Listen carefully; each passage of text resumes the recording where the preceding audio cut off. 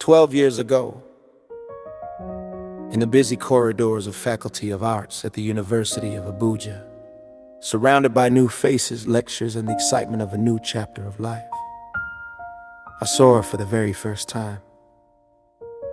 We were course mates, just two students among many.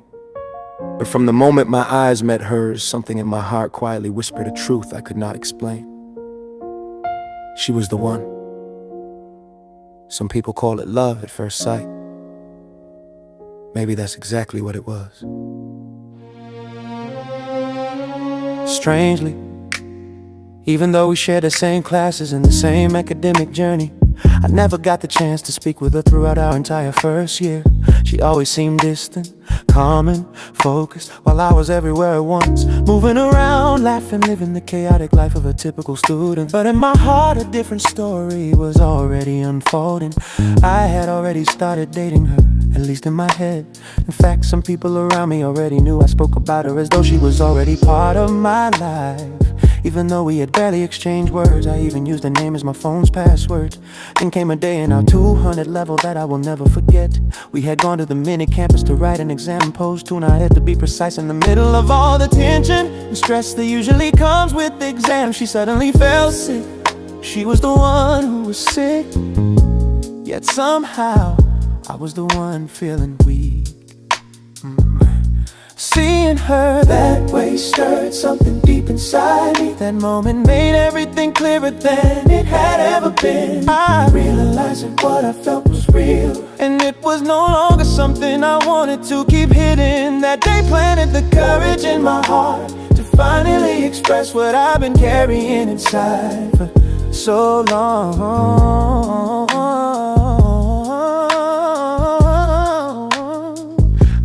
It wasn't until the first semester of our 300 level that I finally gathered enough courage to speak. And when I did, I didn't take the usual route and ask her to be my girlfriend. Instead, I looked at her and told her something far more serious, that if God permitted, I would love to marry her. I'm sure it must have come as a shock. I said something like that right from the start, but that was how certain I was.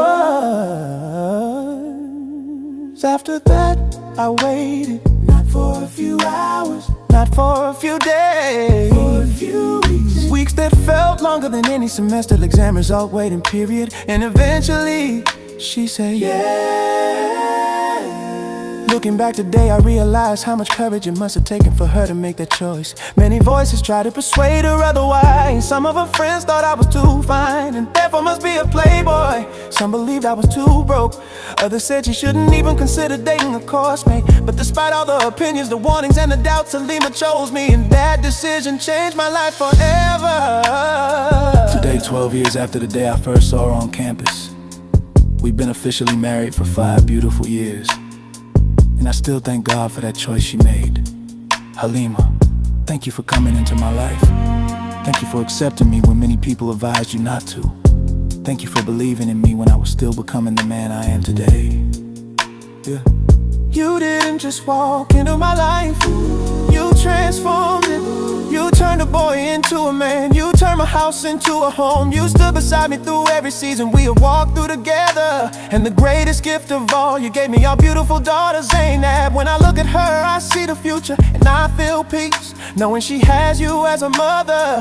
In fact, I am certain that our children are safe in your hands. You are, without a doubt, the best thing that has ever happened to me. And if life were to begin all over again, I would still choose the same path, because it would lead me right back to you.